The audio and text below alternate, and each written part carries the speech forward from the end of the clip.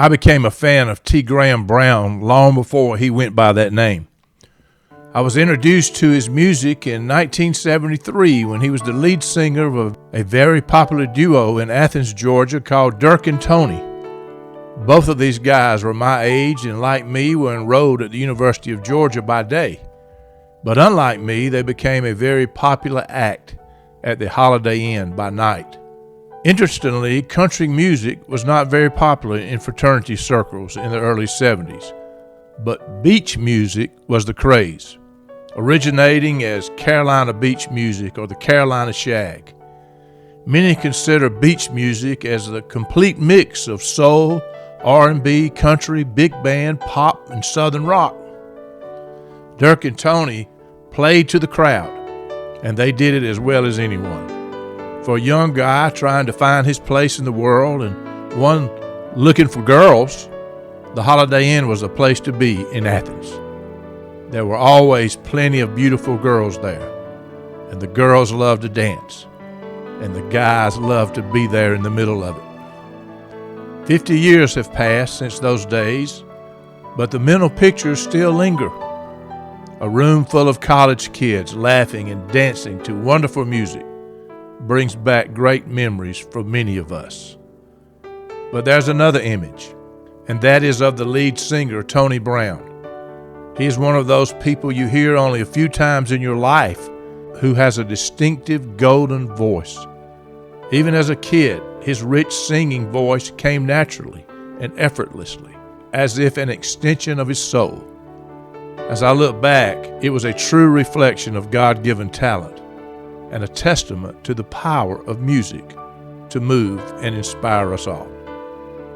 I was not surprised at all at Tony's rapid rise in country music.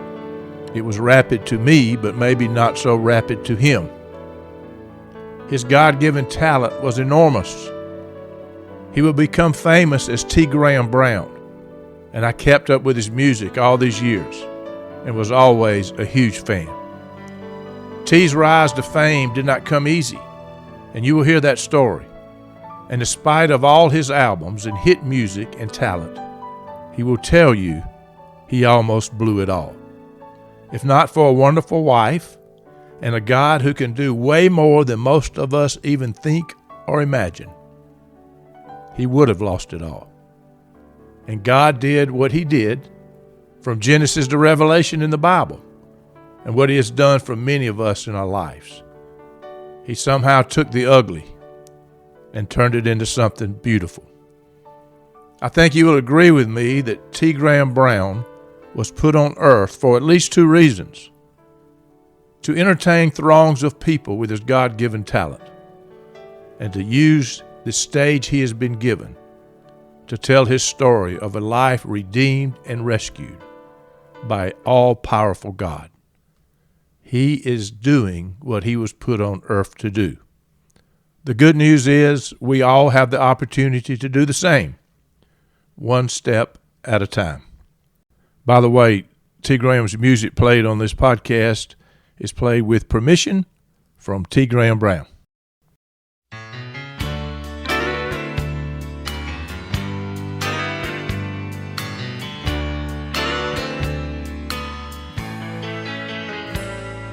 They say that I'm the kind of man who always speaks his mind.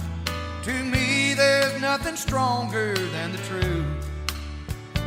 They can ask me almost anything, and I'll tell it like it is. But darling, when they ask me about you, I tell it like it used to be. When you were still in love with me, before you got too used to me and wanted someone new, I tell it like it ought to be. 'Cause how it is killing me when they ask about you and me. I tell it like it used to be.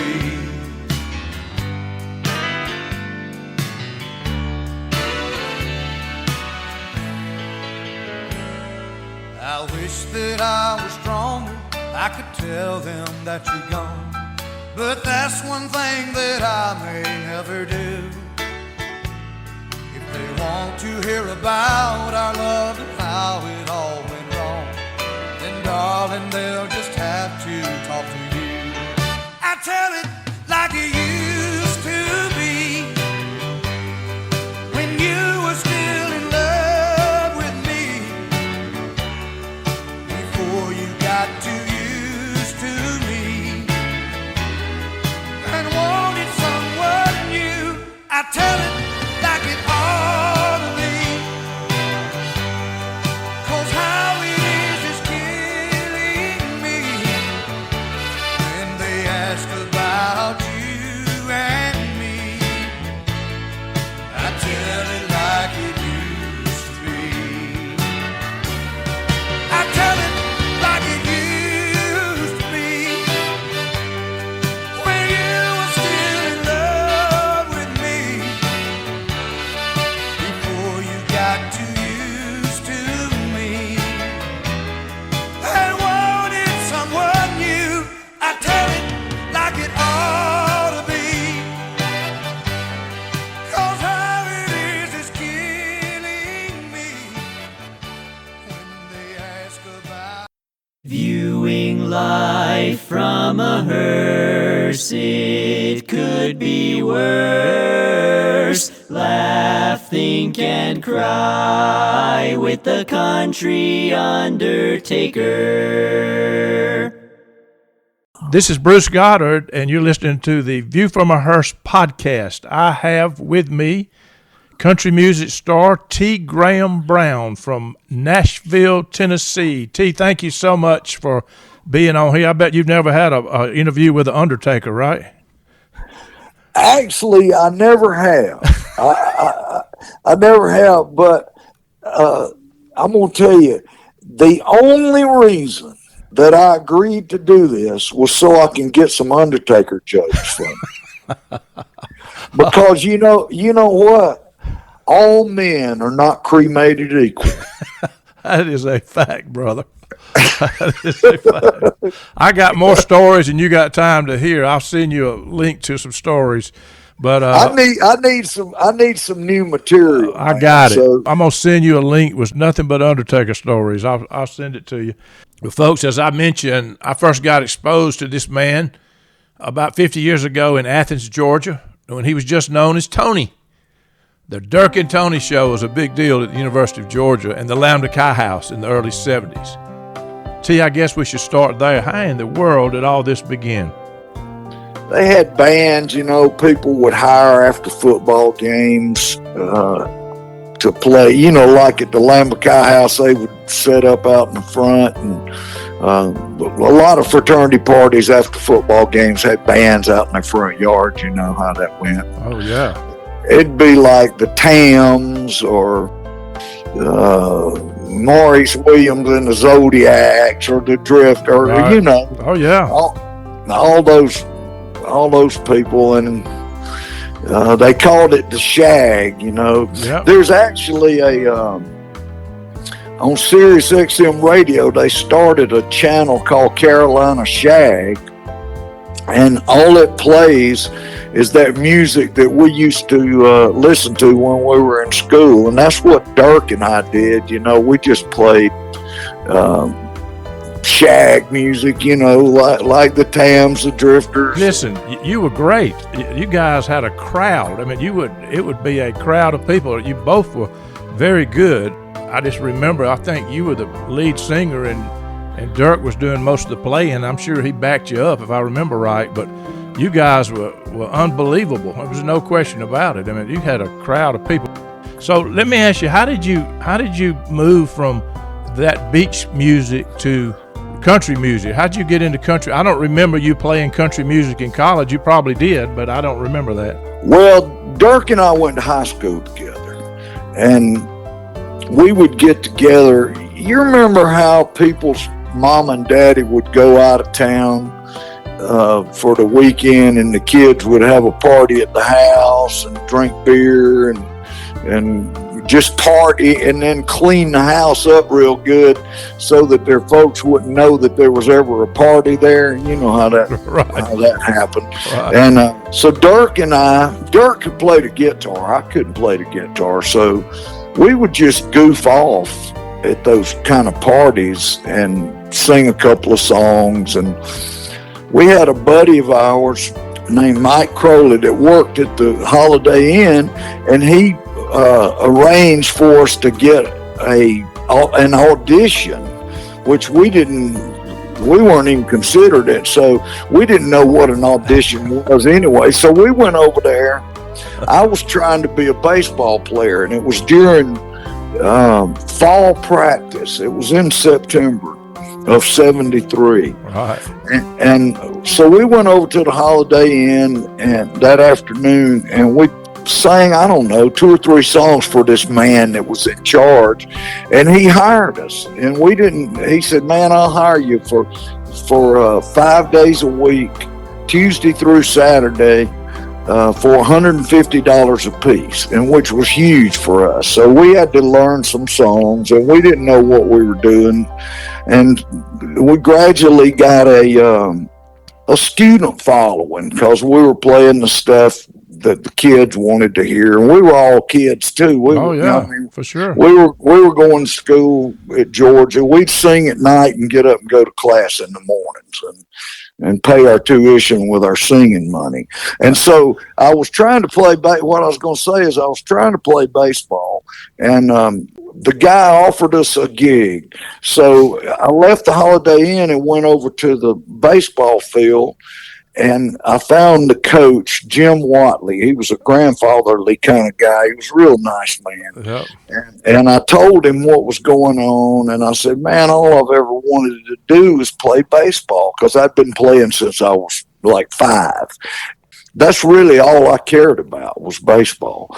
And I said, I got this offer. I can make some money at the Holiday Inn singing, but I really want to be a baseball player, but I can't stand not getting to play and sitting on the bench. I never had sat on the bench in my life, and I was frustrated. And I asked him what he thought I should do, and I remember he put his hand on my shoulder and he looked me in the eye and he said, Tony, if I was you, I would go sing.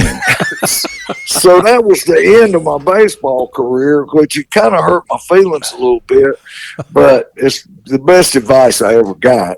So anyway, Dirk and I went over there, and we started the Dirk and Tony thing, and it wasn't a big deal. Dirk played the guitar and I sang. You know, we got a pretty good little sound out of the two of us, but it wasn't like a band or anything. It was good. So we did that for 3 years.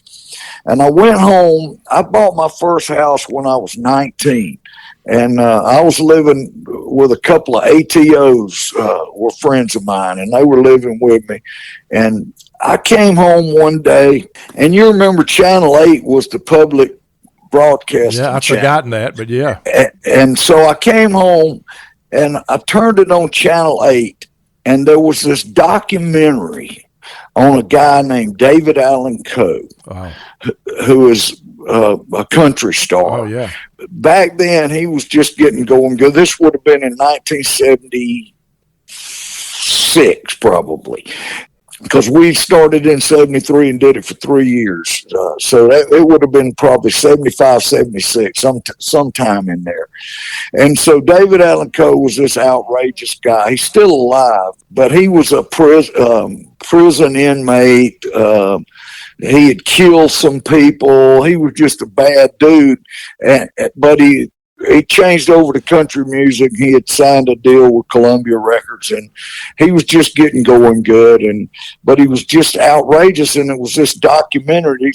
Somebody was holding the camera, and he was driving around, and they were filming it, and he was talking. Anyway, I saw him, and I said, I'm going to be that guy.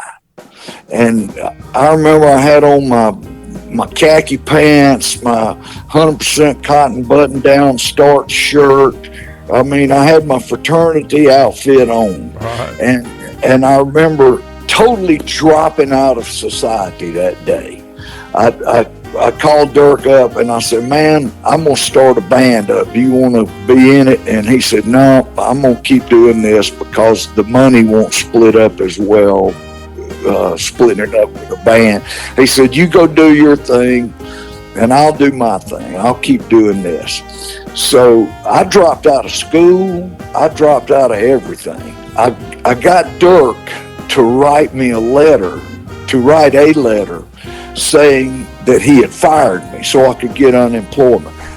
Actually, I remember I can basically remember word for word what this letter said. I remember it said that he was firing me, and he said, because I can operate at a greater profit level alone. That's how the letter went. So that got me some unemployment for, a year or a year and a half, something. I can't remember. I remember my house payment was $202 a month. So I had a couple of roommates, and then I had my unemployment. So I got to keep my house for, a couple of years after that. I had a Cadillac. I had an Eldorado Cadillac. I was hot dogging around. And so when I was in school, I had a Cadillac. Well, the first thing to go was the Cadillac. And I remember the guy I sold that Cadillac to had a 1960 Dodge pickup truck in his back in a field behind his house with weeds growing around it, and it was a air heating and air conditioning company truck, and he gave it to me for $100. I took it to the house and it ran, and I took it to the house. I went down to Normaltown, which people might not know what Normaltown was, but it was a section of Athens. Oh, yeah. I went to Normaltown to the Sherwin-Williams store, and I bought a gallon of this duck boat green, was what the color was called, and it was army green. It was like flat army green, like Jeeps, the color of Jeep. And I bought that and a case of tall blue ribbons. And I went back home and I got a couple of paint brushes, and I had some buddies of mine, and we painted that truck with paint brushes. And that was the band's new equipment truck. And that's where we hauled all our junk around in. So that's when I started singing country. So there was a place in Athens called the B&L Warehouse. Oh, yeah. I remember that. It was like a rock and roll nightclub kind of place. And they would have every now and then there was a band called Choice out of Atlanta. I remember Choice and Eli. Yeah. Eli, and they would play music that the kids like. But anyway, I got to where I was working with I named my band. I didn't want people to call me Tony anymore because I didn't want to be confused with Dirk and Tony. So my name's Anthony Graham Brown, and I thought T. Graham Brown just sounded like a good name. So I started going by T. Graham Brown, and I named the band Rio Diamond because I had seen an album cover that had a Diamond Rio tractor trailer truck on the cover of it. So I just switched the name around and called it Rio Diamond. So then anyway, I had me a country rock band all of a sudden. So I was David Allen Coe. I grew my hair out long, got an earring, got a tattoo. Boy, I thought I was really something. I got me some boots, and I wore spurs on them. How corny I was. I got a gun and a holster, and I would wear a gun and a holster on stage and shoot blanks out of that gun. I mean, that's how corny I was. And I always had a bottle of Jack Daniels or Wild Turkey in my hand. So that was my image of just a wild man. So I did that for 3 years. And then Urban Cowboy came along, and everybody and his brother put together a country band, and I wasn't unique anymore. When I had the Rio Diamond, I had the only country rock band around. So then I thought, well, I put together a soul band, not not a beach music band, but a soul band that played soul music, which was different than beach music. And I had horns and all that. So I did that for 3 years, from 79 to 82. And Sheila was going to Georgia this whole time. I had met Sheila, my wife. And we've been together 44 years now. So I met her. First time she ever saw me, a buddy of mine brought her to see us at Dirk and Tony, and she went to sleep because she threw the Atlanta Constitution, the big newspaper in Georgia at the time. She threw the Atlanta Constitution 7 days a week to pay her tuition. She's always been self-sufficient, so she'd get up every morning like at 3 a.m, go roll newspapers, put them in this Volkswagen, and throw. She had a paper route and did it for 7 years, and paid her way. And also during the day, she was running a research barn over there over there at the dairy operation at the University of Georgia. She's got a master's degree in dairy science and a master's degree in animal nutrition. And she had applied to vet school, which is the hardest vet school to get in the country. And she was admitted. Sheila made straight A's. She made 2 B's in her whole college career. She made straight A's. Sheila's brilliant. So we had moved in together, and we were living on the farm, my mom and daddy's farm at Route 4 Commerce, Georgia, about 20 miles out in the country from Athens. And so she had finished up her master's work and was getting ready to start vet school. And she came home, and this was in 1982, the spring of 82. And she came home and said, let's go to Nashville. Let's move to Nashville. Totally out of the blue. And I was scared to death. I was too scared to move to anywhere. And I had this buddy, Randall Bramlett, who's a great musician out of Athens. And I kept asking him, advice. He's the guy that he had the only record deal of anybody I'd ever known. And I'd always ask him a stupid question. I would ask him, how do you get to be a star? I mean, that was what I would ask him. There's no answer to that, but I didn't know that. And I would ask him, how do you get to be a star? Which is just it's a stupid question. And he finally said, I'm going to tell you how to get to be a star, Brown. You get your ass out of Athens, Georgia, and move to New York, LA, or Nashville, and don't ever ask me that question again.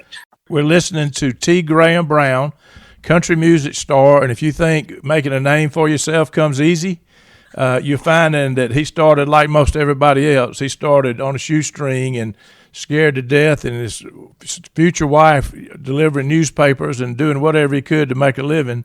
He's done pretty well. So pick it back up, T. Well, so this is after 9 years of playing in Athens, Georgia. And I had dreams of being a big star, but I didn't know what to do, man. I had no idea what to do. So Sheila came home. She had just finished up her master's work and was getting ready to go to vet school. And she came home to the farm and said, let's move to Nashville. And I said, well, what about vet school? And she said, well, we can go to Nashville. She said, first of all, if we don't go, you're going to be second guessing yourself the rest of your life. And she didn't want me to do that. And she said, I can always come back and go to vet school if it doesn't work out. So we had a 1959 Ford station wagon and a 1963 Volkswagen Bug that Sheila delivered papers in. And we loaded up and we moved to Nashville. And I remember my mom and daddy thought we were crazy. And I remember pulling out the driveway and waving at them. And so we moved to Nashville. We didn't know anybody. We didn't know what we were doing. We didn't know nothing about nothing. So we moved to Nashville and we found a house to rent. And Sheila took a job in a department store during the daytime and waiting on tables at a restaurant at night. And I started singing song demos over on Music Row for songwriters and publishing companies for $20 a song. I think I made $900 the first year we were in Nashville. And Sheila worked 2 jobs. When you sing a demo on a song, it's like a songwriter will write a song. And if they're not a good singer, they'll go in the studio and do a demo tape. They'll get studio musicians and they'll do a track of their new song, and either they'll sing it or hire a demo singer to sing the song. So then you got a track of your new song with a vocal on it. And then they take that, and the songwriter and the publishing company take that song and they play it up and down Music Row to producers and record companies to try to get it recorded by various artists, whoever they're looking for that day. You know, you might say, okay, we're going to pitch this to George Strait's producer, and it's in the hope that they'll record the song. So that's what's called pitching a song. And publishing companies have song pluggers, and that's their job, is to pitch songs to try to get the songs cut so the publishing company can make their money and be in business and can afford to pay songwriters to write songs for their publishing company. And that's where the money comes from, is from songs getting played on the radio and records being sold. So that's the way it was. Nowadays, it's a whole different business model. There's streaming and there's downloads and all that. It ain't the same anymore, but this was back in the day. That's how it worked. So how did you get your break? I mean, you've produced 15 albums, 28 singles, 6 number 1 hits. All right, here's the way it worked. So the demo singer sings the demo, and that track, that version that you cut in the studio so that for them to use to get the song heard will get played to record companies and record producers. So, and artists too. They'll play them for the artists too. So my voice, I was one of the most in demand. I became one of the most in demand demo singers because I could work fast. I was cheap, and you could sing, and you got a voice. There's no question. I did a good job.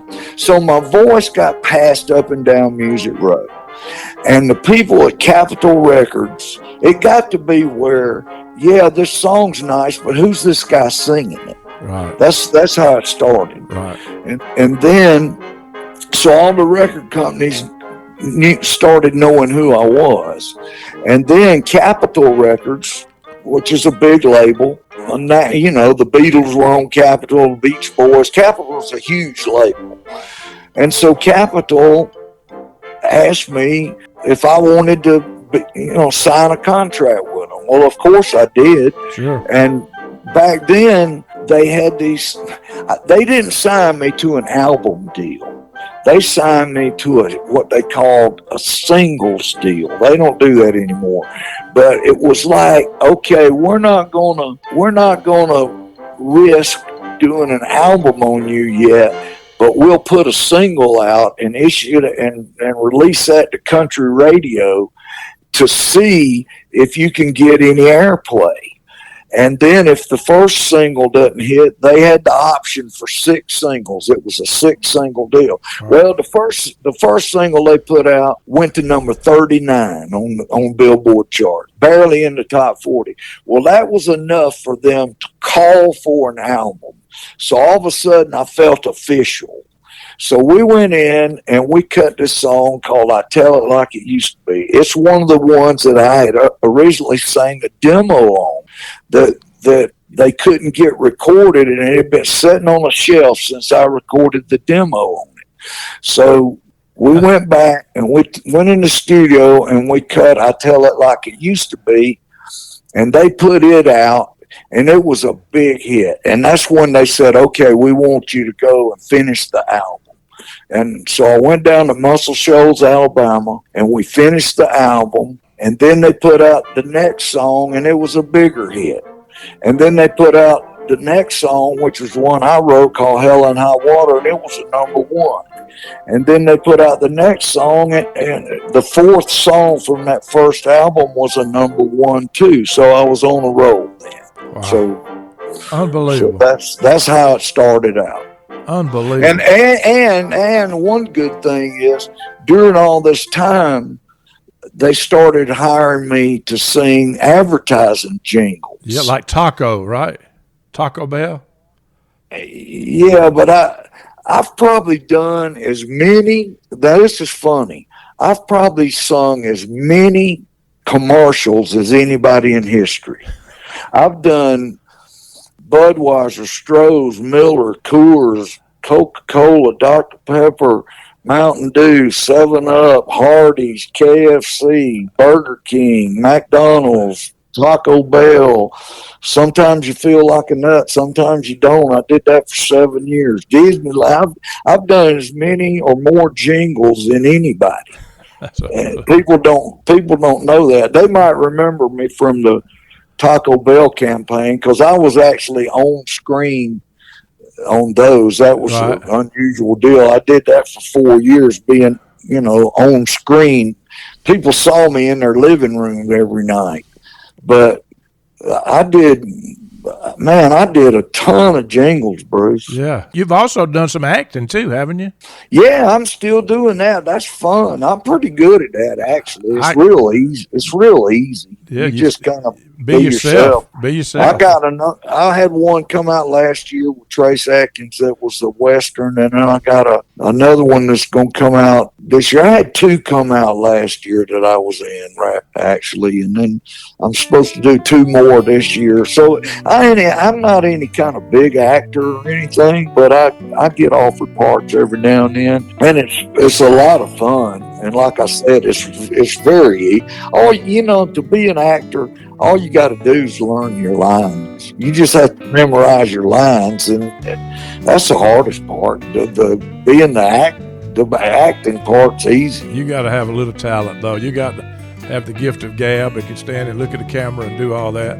It's easy for you, but it wouldn't be easy for everybody. So let me ask you this. I heard when I was eating dinner with your brother, Danny and Patty, the other night, and we started talking about you were actually on the Grand Ole Opry radio. They pulled it up on their phone. We had a hard time hearing it. How many times have you played for the Grand Ole Opry? That's, as you look back at your life and your career doing all this stuff, I know you probably at some point years ago had to pinch yourself to see what you were doing, but you've been on there how many times? There's no telling. About 400.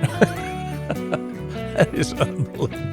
That is pretty cool. That is pretty. I'll have to say the Opry's one of the coolest things going. When Sheila came to you and said, "Let's move to Nashville," if she could have told you were going to be on the Grand Ole Opry 400 times, could you have believed that? I mean, that's an amazing story, really. And not counting all the other stuff you've done, but just that.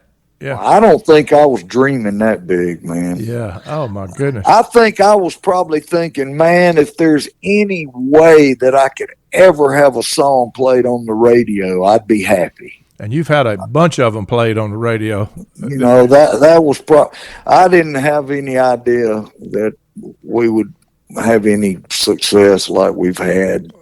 Well, and, I never was the biggest star in the world. I had a pretty good run at radio in the 80s and 90s, but I never was a huge star, but it's allowed me to keep working all these years. I had enough hits to where I can keep working.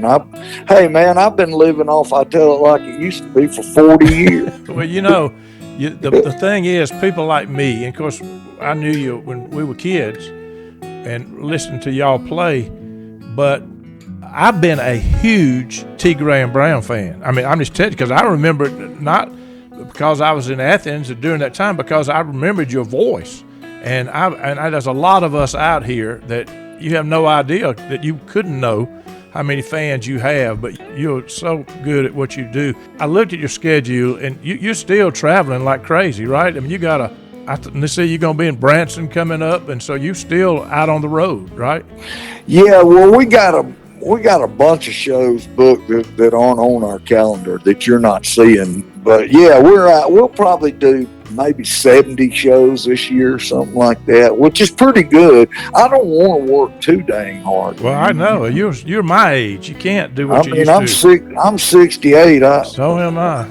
I don't I'm want with to you. kill myself, but Yeah. I got to make a living. You know, I'm just, hey man, we're just like anybody else. I was just getting ready to take one of my lawnmowers over to my neighbor to get him to work on, because the grass needs cutting, and I love cutting grass.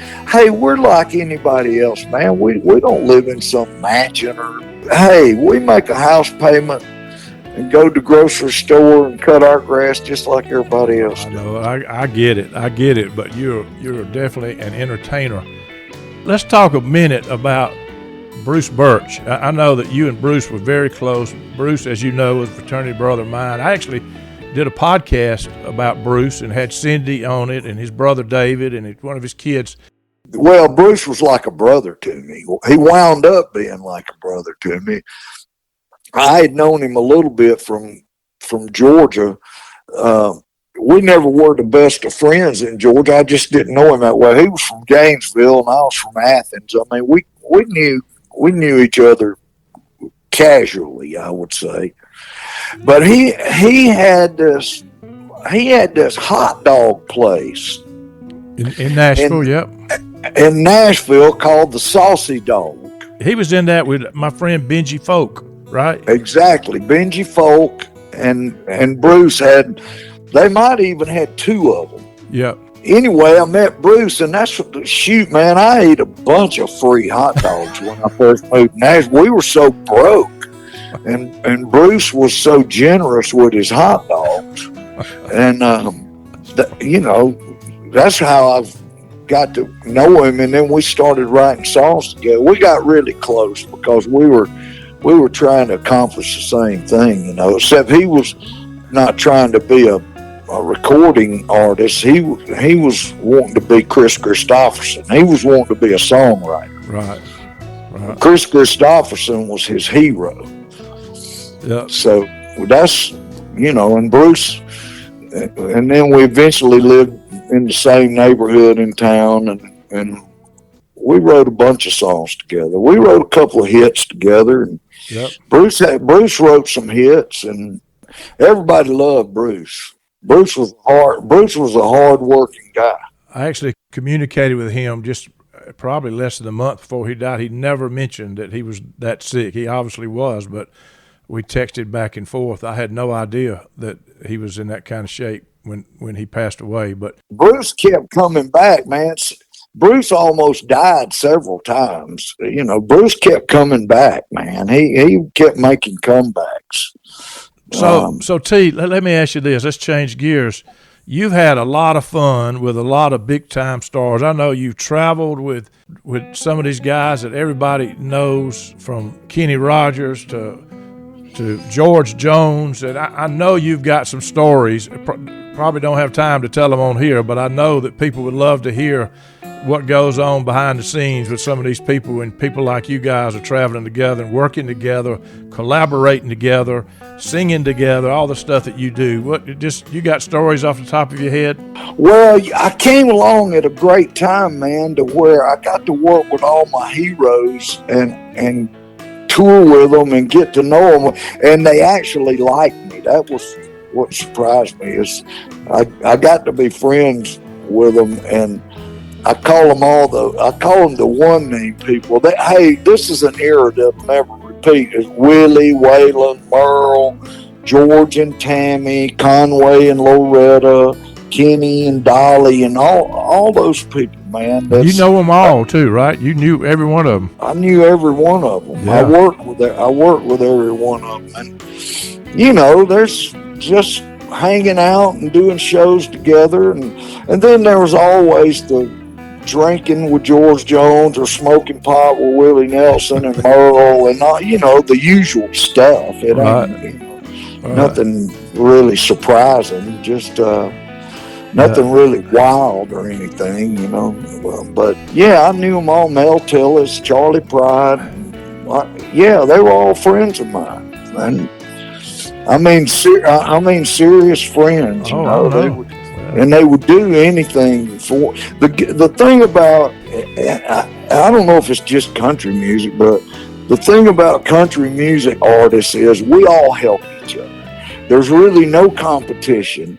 If somebody wants me to sing on their record, I immediately say yes and we'll go do it, and vice versa, or touring together. If somebody needs a favor, we all help each other out. It's just real easy. Like I was talking to Amy Grant yesterday. I have this show on Sirius XM radio, and I have a guest on each show, and I needed Vince's phone number.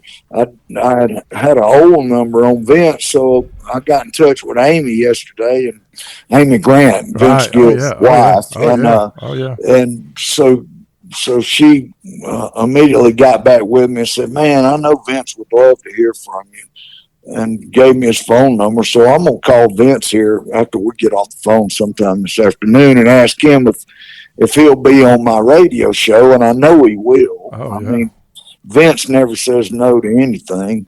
And I've got this radio show, and I'm into the 4th year of it, so I've done 40 something of them, and I do one a month, and it's aired 12 times during the month, and so I've had 40 something of my fellow country music artists on this show, all different. That's how many people I've had. So all I have to do, I've got everybody's phone number basically, and all I have to do is call them up and ask them, and they'll say yes. So thank goodness they like me enough to where they'll do it, you know. So I mean, you think 40, it's hard for me to remember 40 of them, but it's like Barbara Mandrell and Skaggs and Lee Greenwood and Sawyer Brown and Colin Ray and Clint Black and Travis Tritt and on and on and on. How do you find that show? What's the name of it? So we can. It's called Live Wire. It's on the Prime Country channel on Sirius XM, and I play live cuts from artists' live albums. I have 6 artists that I feature on each show, and I play a couple of songs from a concert that they had recorded at one time or another. For instance, I might play 2 Merle Haggard songs from his concert in Anaheim Stadium in 1990, and then I might play Mo Bandy and Joe Stampley from Billy Bob's in 2003, and then maybe Dwight Yoakam at the Warfield in San Francisco, and so I just jump all around. It's like going to 6 different concerts per show, and then I always talk to an artist. It's a really popular show. I bet. I'll check it out for sure. People like to hear artists talk about various things. No question. That's why I had you on here. There's no question about that. Let me ask you this. You mentioned you and Sheila married for 44 years. How in the heck, that's got to be the biggest miracle of all, that you were able to maintain your relationship, your marriage with this fast pace, traveling with fans and all that. You did good when you got Sheila, right? Sheila's the best thing that ever happened to me. I mean, I started drinking hard when I was at Georgia. I never did drink just to have 1 or 2. I always drank to get drunk. And I started out probably in high school, actually, at Athens High. So I just kept it up, and then it just got worse and worse. And throughout the course of my life, I never would. I was like an alcoholic. I was a functioning alcoholic, I would say. And of course, I started smoking pot in high school too. So I mean, I smoked pot every day of my life for decades, and drank too every day of my life for decades. And if there was a pill handy, I'd take a pill too. So it just got progressively worse. You would think my brother Keith Whitley and I were out on tour together, and we came home for a couple of days. And he went home, and Lori Morgan was his wife at the time, and she left to go to Alaska. and he was at home by himself, and he got a quart of grain alcohol and drank it all, and vomited and choked on his vomit. That's how he died. And he was one of my very best friends in the world. I mean, he was like a brother to me. And you would have thought that would have knocked some sense into me, but it didn't. And I mean, of course, I was sad and I hated that Keith was dead, but I didn't learn anything from that. And so I just kept on and kept on, and I would try, man, I would try to quit from time to time. I just never could stay quit. I would get on the horse and ride a while and fall off. Get on the horse and ride a while and fall off. And I just never could stay quit. And in the meantime, I got to where I was getting up in the morning and pouring vodka in my coffee and firing up a joint. And I mean, that's how my day started. What would happen is I would do a show at night, usually. If I was out on the road, I would do a show.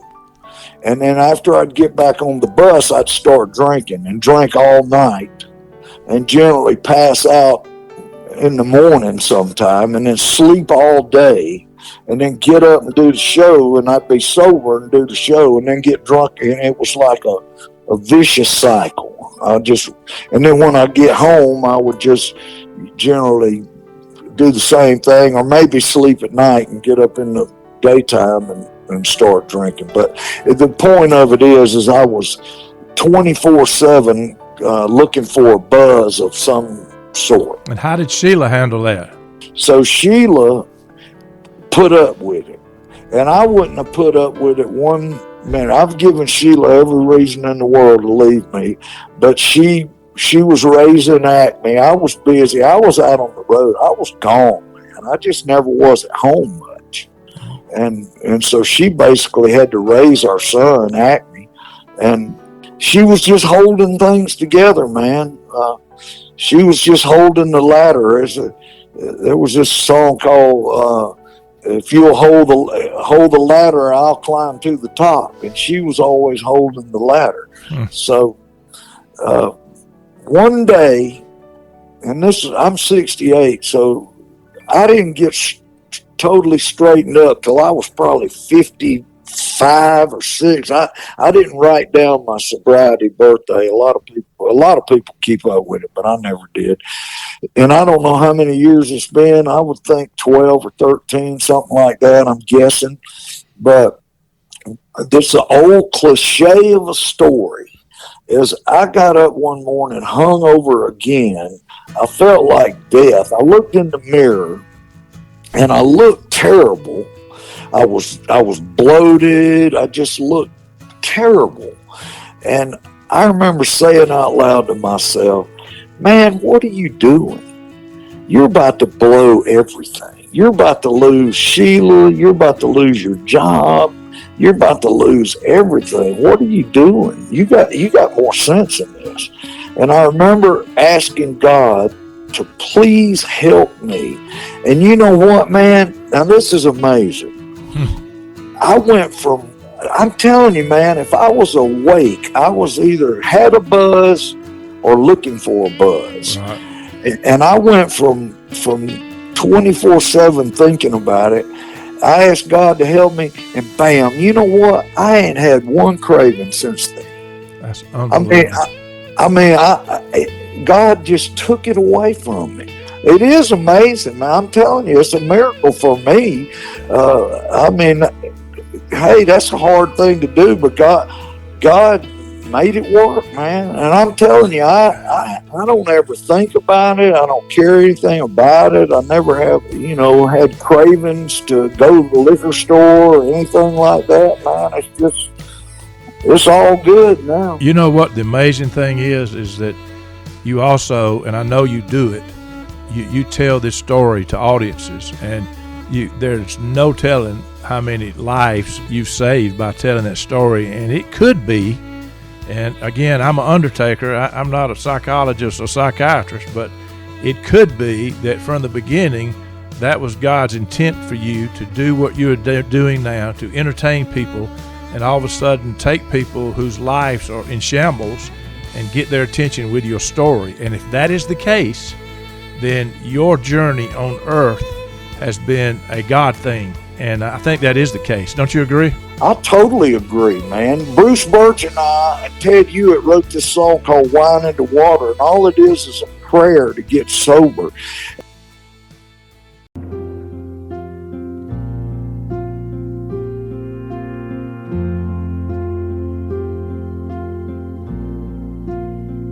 You've heard a multitude of prayers on my behalf.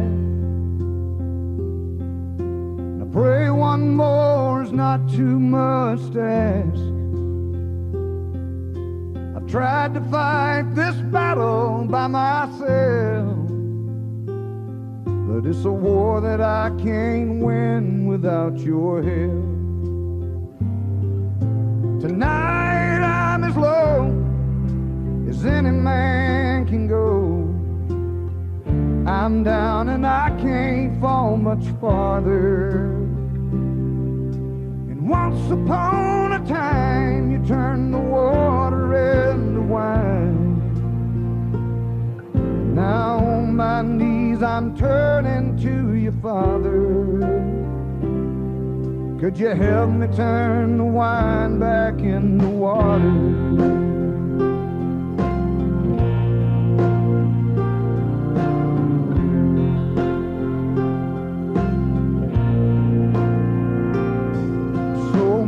Times I've hurt the ones I love.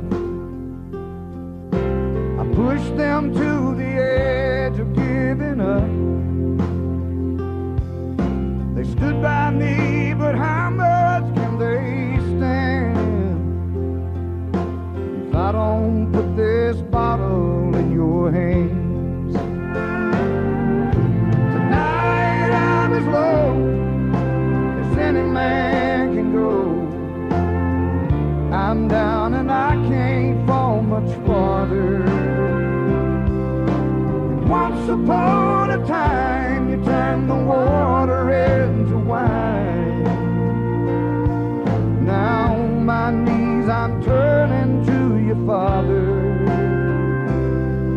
Could you help me turn the wine back into water?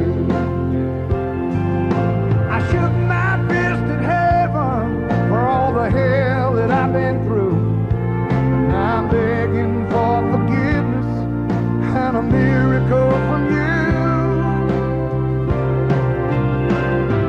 'Cause tonight I'm as low as any man can go. I'm down and I can't fall much farther. And once upon a time you turned the water into wine. Now on my knees I'm turning to you, Father. Could you help me turn the wine back into water? Could you help me turn this wine back into water? Yeah, yeah.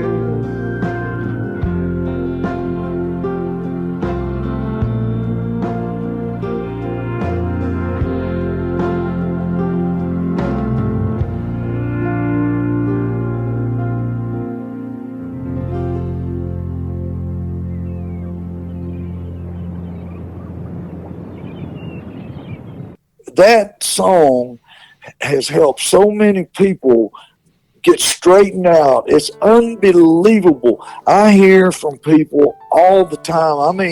I mean, every week, sometimes every day, people tell me that song has helped them or their brother, their mother, their daddy, whatever. I used to be really self-conscious about talking about this and wouldn't talk about it. But then it finally dawned on me that everybody's either just like me or knows somebody real close to them just like me. So then it started making sense to me. And like we were down at the Strawberry Festival this past weekend, and we opened up for Leonard Skinner, and the head of the of the Strawberry Festival, and he was. This is a 2-week festival with like 20 concerts. This guy's a big shot, and he came up to me and he said, T, I just want to thank you for Wine in the Water. It helped my brother come back to our family. He was estranged from our family, and I played him Wine in the Water, and he was able to quit drinking and quit drugging, and he came back to our family, and I just want to thank you for that song. I hear that kind of story all the time. I hear that people were going to kill themselves.